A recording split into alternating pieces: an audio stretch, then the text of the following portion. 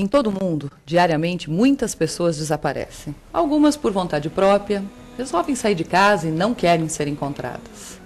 São pessoas com algum tipo de problema que simplesmente resolvem ir embora, por um tempo ou pelo resto das suas vidas. Elas desaparecem, deixando tudo e todos que faziam parte da sua vida para trás. Esse tipo de desaparecido, algumas vezes acaba dando alguma pista que está bem.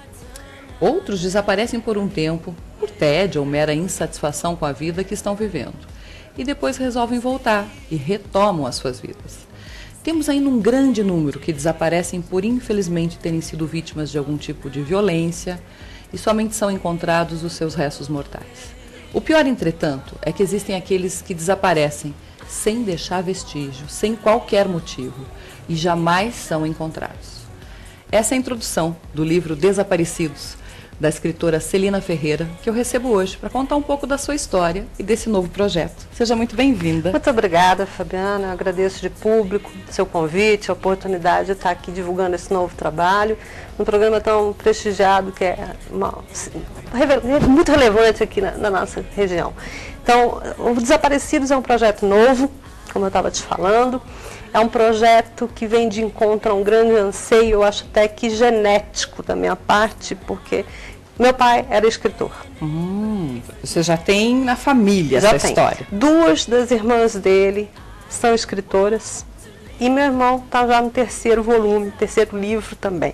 Então faltava eu.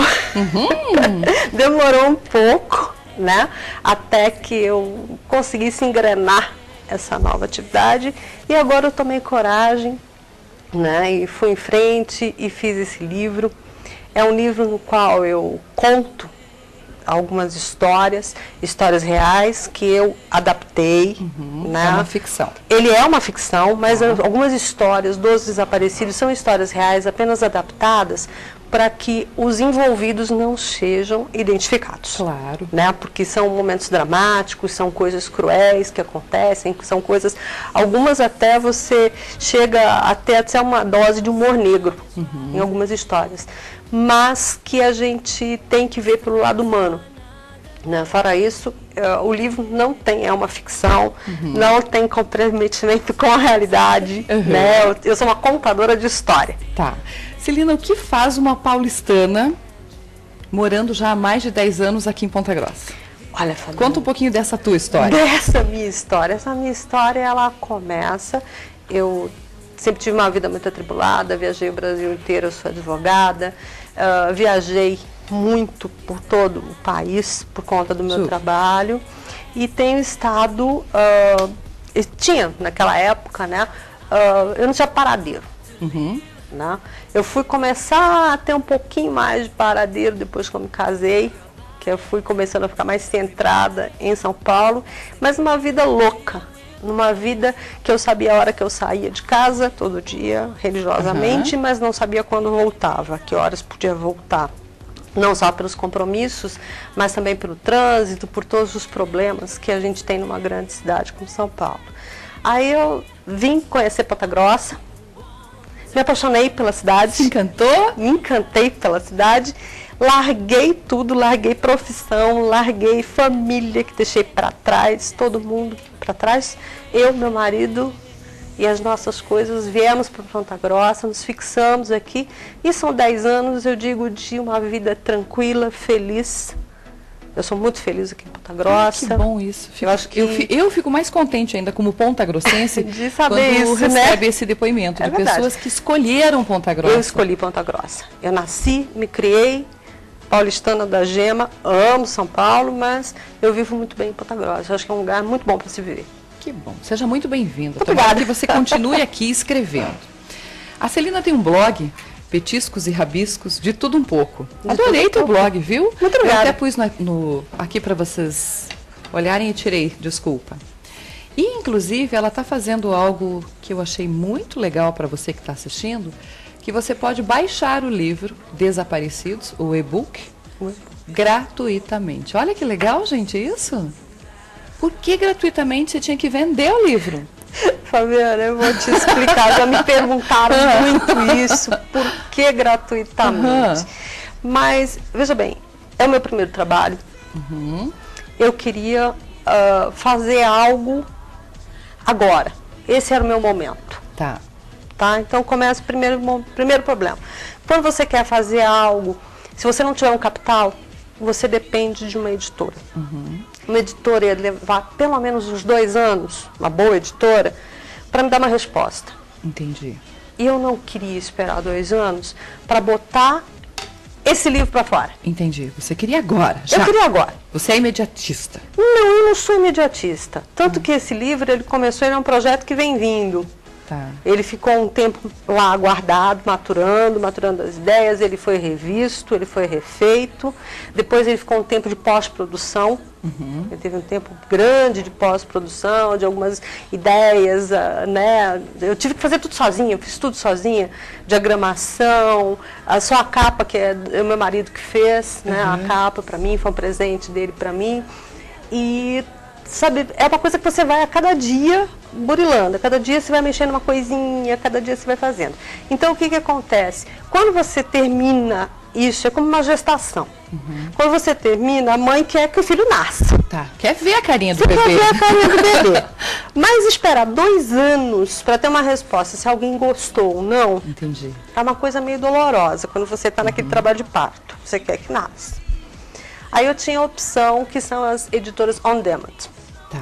Mandei para uma editora que perdeu meu material. Aí eu falei, olha, quer saber de uma coisa?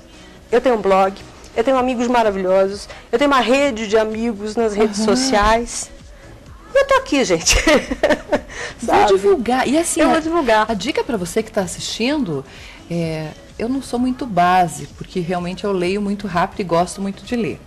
Mas eu li o Desaparecidos em 2 dias, são 368 páginas. 368. Muito, assim, muito bom. É o primeiro livro que eu leio no tablet, confesso. Porque isso aqui para mim também tudo é meio novo. Então, achei uma delícia, né? Eu fico muito feliz. Uma delícia. O livro é envolvente, sim. E aonde que você busca inspiração, Celina? Porque assim, vocês vão ter a oportunidade de ler, claro, não vou contar o livro aqui. Não. Mas você consegue envolver várias tramas ao mesmo tempo? São várias tramas paralelas. E eu vou dizer uma coisa para você, que eu já estou aí com algumas outras ideias. Né? O livro tem algumas vertentes para continuação, mas eu já tenho uma outra ideia para um outro livro, que não tem nada a ver com os Desaparecidos. Por quê? Eu desde pequena, a minha casa era um lugar onde sempre tinha muita gente. E pessoas das mais diversas nacionalidades, porque meu pai foi adido cultural, ele não é brasileiro, foi adido cultural do país dele, do Chile.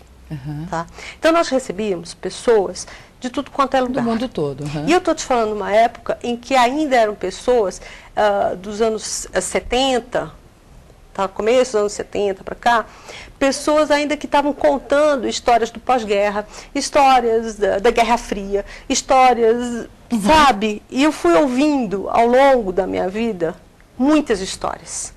E eu acho que eu tenho um farto material para ser uma contadora de histórias. Olha que legal isso. Porque eu convivi, gente, eu conheci, por exemplo, assim, não vou identificar, obviamente, mas, por exemplo, uma senhora que um dia nós estávamos jantando num restaurante em São Paulo, e ela estava contando a história de um dos casamentos dela, que ela descobriu que o marido dela era um espião. Eles moravam na Alemanha, né? E ela descobriu que o marido era um espião. Ela descobriu quando o marido foi preso, hein, gente, coisa terrível. E você vai amealhando essas histórias. Entendi. Nós tínhamos um amigo que era cubano, tinha saído de Cuba, fugindo, né, dos problemas políticos de Cuba, foi para os Estados Unidos, estudou nos Estados Unidos, serviu na academia do West Point, veio para o Brasil e se tornou cantor lírico. Nossa Senhora! No Teatro Municipal. Que mudança radical! Mudança radical. Então, quando você vai acompanhando essas histórias e vai crescendo, ouvindo essas histórias, histórias reais, histórias de vida, você vai formando também um imaginário. Você tem um acervo de informações muito enorme grande, que você pode transformar em livro. Sim. Eu estou com quase 50 anos, mas de muita informação.